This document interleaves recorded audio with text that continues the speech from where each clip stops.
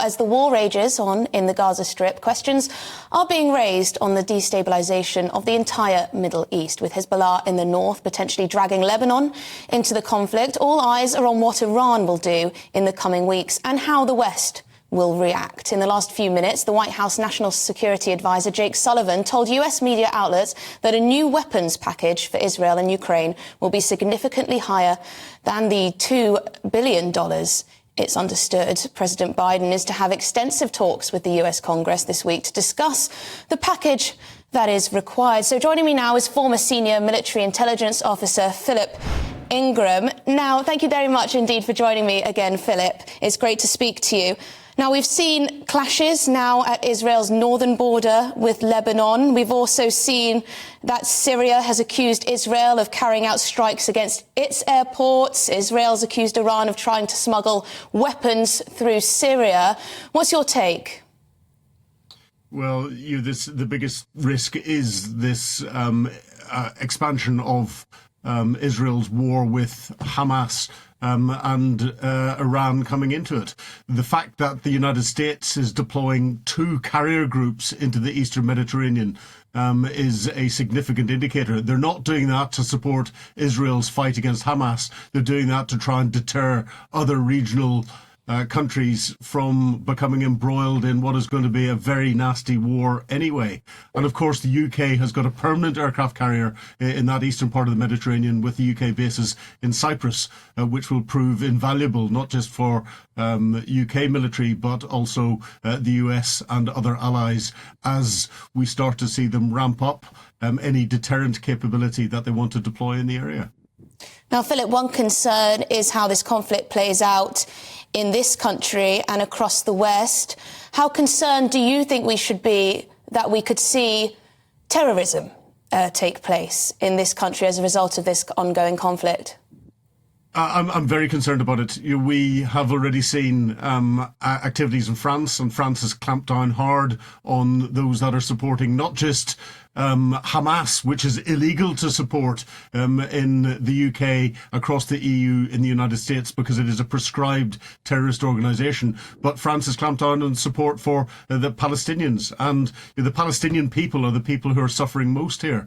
And in this country, we've seen the demonstrations that are going on. We've seen individuals who are trying to be clever and suggest their anti-Israeli sentiment and support Hamas and what's going on. And they don't realise by doing that they're committing an offence under the Terrorism Act, and that offence could see them locked away for up to 15 years and will certainly see them being put on terror watch lists. So people need to be very, very careful about what they're doing. It's right and proper that the people who are going to suffer most here are the Palestinian people.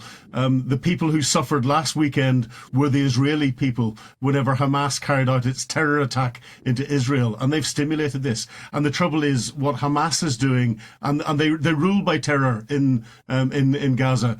What Hamas is doing is it's putting its military capability, or it's put its military capability underneath hospitals, underneath mosques, in civilian housing, apartment blocks and everything else, knowing full well that as the Israelis try to attack to destroy Hamas, civilians will get killed. And Hamas want television pictures and press pictures of women and children coming out of destroyed civilian apartment blocks. Well, Philip, against that backdrop, people have called on Israel to show restraint. What does that mean?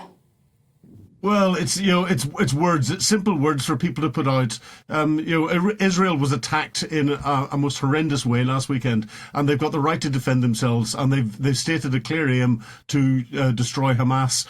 They are already showing restraint by not firing artillery and rockets and other things randomly into Gaza in the way that Hamas is firing it into Israel.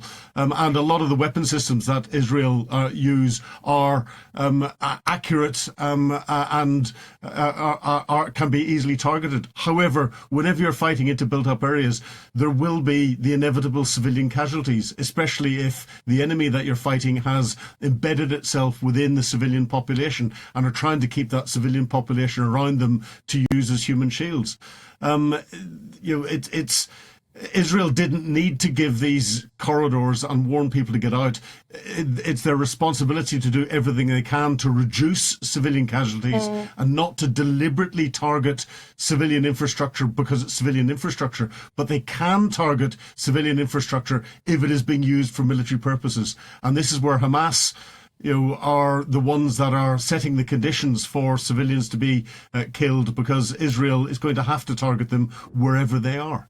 Yes, it's hard to understand. Well, it's hard to imagine what it's like in Gaza, the humanitarian crisis that is unfolding. It's truly tragic. I just want to get a quick thought from you on Russia in all of this. Russia's UN ambassador calling for a ceasefire in the conflict. What's that all about? Well, if you look at this from a global perspective, who's the one global leader who has come off the headlines? And it's Vladimir Putin. And Russia has got a very close link into Iran. They're relying on Iran for the Shahed 136 and 131 drones for them to attack into Ukraine. And they've been trying to get other ammunitions and support from Iran as well. If they can get Iran to try and distract the United States, the UK and other countries from supporting Ukraine and providing military material into yet another conflict, Russia is winning out of this. I personally think that there is a much larger set of circumstances being deliberately focused in a way that include Russia, Iran, and Lebanese and Lebanese Hezbollah, as well as Hamas. There's the real potential for there to have been a bigger plan here to try and distract from what is going on inside Ukraine. I can smell Vladimir Putin's fingerprints all over this.